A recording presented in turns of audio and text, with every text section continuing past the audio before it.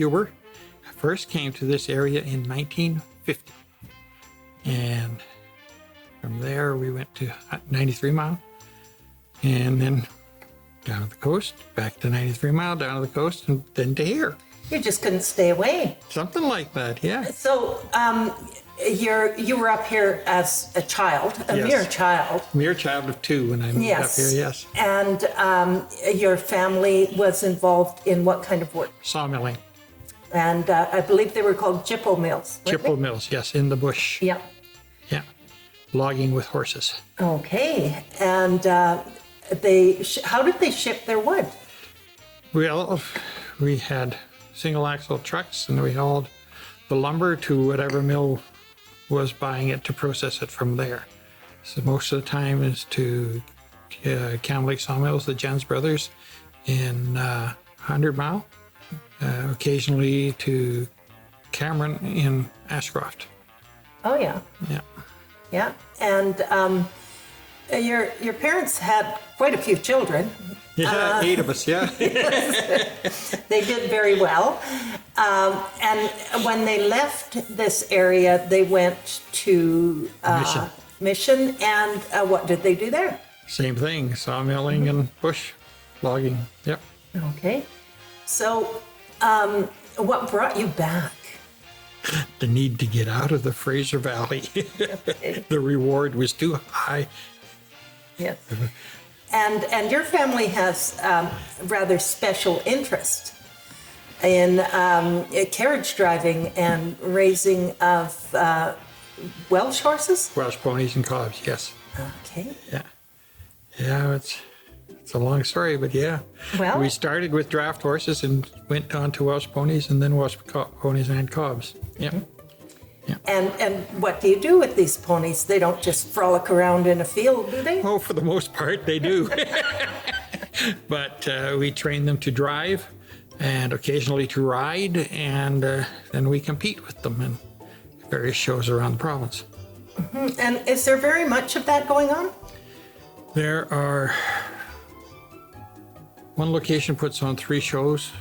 Well, a new location is putting on 1 in Maple Ridge. Vancouver Island has 8 or 9 shows, and then we put on 4 at the farm here in 70 Mile. So is this a growing activity? Yes. Yeah, very much so, yeah. And other than having a pony and a carriage, there's no age group to this? You can be very any young age, or any age, yeah. relatively old? Yeah, we have specific classes for youth, driving 8 years and older, with rules, about who accompanies them and why, and right up to as senile and senior as you want to be. My mom competed until she was 82, and we have several, a lady down at the coast that is still competing. She's now 90, so. My yeah. goodness, Yeah. yes.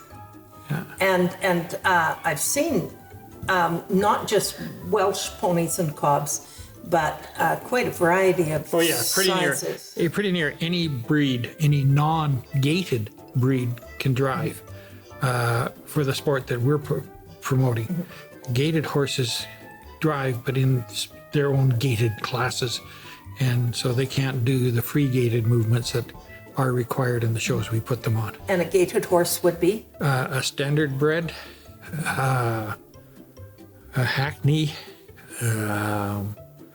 Pasafinos, those, Tennessee walking horses, those sorts of breeds where they do a specific gait as a part of the movement. Icelandic ponies, are gated, and they don't have the free trot. They have specific gait movements in their trot. Oh, okay. And that would be a different discipline. Totally different discipline, yeah. Oh, okay. Yeah. All right. And if somebody wanted to help out with one of your shows, how would they do that? Phoning up one of our coordinators and say, "Can I volunteer?" And please do. Yes, I do understand that volunteers are at a premium. Yeah. And now, you don't just raise cobs and Welsh ponies. You're pretty involved in this community. Well, yeah, in the community, yeah, I'm head of the fire department locally, and it keeps you quite busy as well. Yeah. And you own the farm with your brothers. Yeah, two brothers and I, yes. Yeah. And they're pretty involved in the community Yeah, too. Ken is head of the community club, and Frank stays involved at the store. He says that's enough until he retires. Yes, in all likelihood. Yeah. And you have a lot of nieces and nephews and cousins who show up. I know that there has been family reunions at your farm. Yeah, we've hosted 3 family reunions so far. We were going all for the same family, or No, is this a generic thing? It's occasionally from my mother's side of the family twice, and from my father's side of the family once. Oh, yeah. And the twain don't always merge. Oh, okay. All right. That never happens in normal families. You No. know, we just all get together. Yeah, right, happily. sure. Yeah, good luck. Yeah. So, you still have connections down at the coast Yep. with the horse. Oh, yes, yes. And it seems to me that you're very involved, or have been very involved nationally in creating the standard for driving competitions. Yeah, when we first got involved with driving, there were no Canadian rules. Oh, yeah. There was one Canadian official, and that's only because he was recognized by the American Society. So we put on the first program to certify judges and technical delegates in the province, and actually in the country. We had participants from across the country: New Brunswick, Nova Scotia, 2 from Quebec, 3 from Ontario, 2 from Manitoba, 1 from Saskatchewan, 5 from Alberta, and 11 from British Columbia at the first clinic. It was a monster. Yeah, no Yeah. kidding. Yeah. So, you know, not just a simple country boy here. No, not really. And then because we needed the rules, gentleman named Peter Wilding Davies, myself, and the recognized driving judge in the country, we got together and we wrote the rule book. I still have it on the computer, the original rule book. Wow. And yeah, it was quite a job. Took us 5 months, but we got it. And then we got approved by the Canadian Equestrian Federation at the time, now Equestrian Canada. And we've just been adding amendments as required from there for various shows. That's something to be very proud of. Well, thank you. Yes. I knew both your parents, and I know that they were very proud of you. And I won't listen to what your brothers say about you, though. Yeah, but that's sibling rivalry, Yes, you know. it is. Yes, it is. Yeah. So, good neighbor policies are one thing, but I know that the well on your farm supplies water for the fire department. Yeah, when we moved here, the fire chief at the time came over and said, is there any way we can get water here for the fire trucks? And the pump on the well off the well at the time was 100 gallons a minute. Took 25 minutes to fill up the truck, and we were constantly waiting for water. But it served its purpose, you know.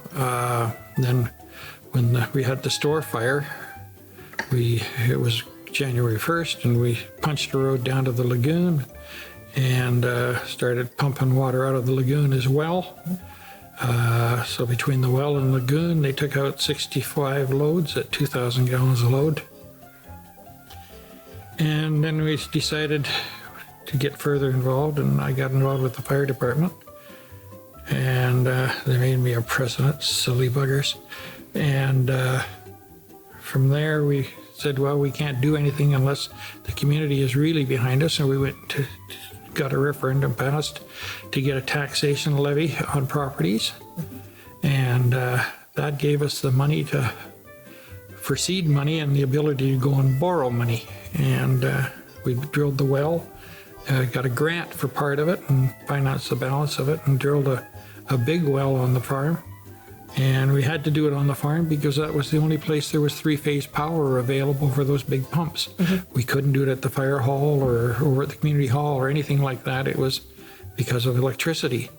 And so they put the well down 200 feet, 400 gallons a minute. It's 5 minutes, the truck is full. Makes a big difference in turnaround time. And we've had 2 big fires since that was complete. And the trucks were passing each other at the well, and we never ever ran down in water. It built back up just as fast as we shut it off from one to the next. So it was a profitable venture in that regard for the fire Most department. definitely, Yeah. yes, Yeah. yeah. And the community. Yeah. And you know, that's the whole thing about communities working together, people in Exactly. the community working together to make the community work. Yep, exactly. And so if one of your nieces or nephews said, Uncle Dennis, I'm thinking about moving up there. What's a good reason to move to 70 Mile House? What's a good reason? Well, it depends on what your hobbies are more than anything else. If you like fishing or skiing, cross-country skiing in particular, if you like dirt bikes or snowmobiles, this is a great location. The trails are all here for the latter, and you're within half an hour of 50 marvelous fishing lakes. So why wouldn't you move here? If you move on lakefront, you're going to pay 3 times the amount of money in taxes. So 70 miles is an ideal location. It's close to everything. You're a half an hour to major shopping, half an hour to a hospital. You know, it's got the amenities, although they're not necessarily right on your doorstep like they are in Vancouver. It's still got all the amenities. And believe it or not, half an hour to a hospital here is closer than half an hour to a hospital in Vancouver, because you not can gonna- walk faster than the half an hour will get you to the hospital in Vancouver by car. Yes, no traffic problems. Yeah. Yeah. Yeah. Well, I really thank you for doing this. I know that Okay. I had to pressure you to Oh, yeah. get I here. know. Yeah. And I'll probably owe you forever for Oh, yes. Yes. Big time. But thank you so much. You're quite welcome.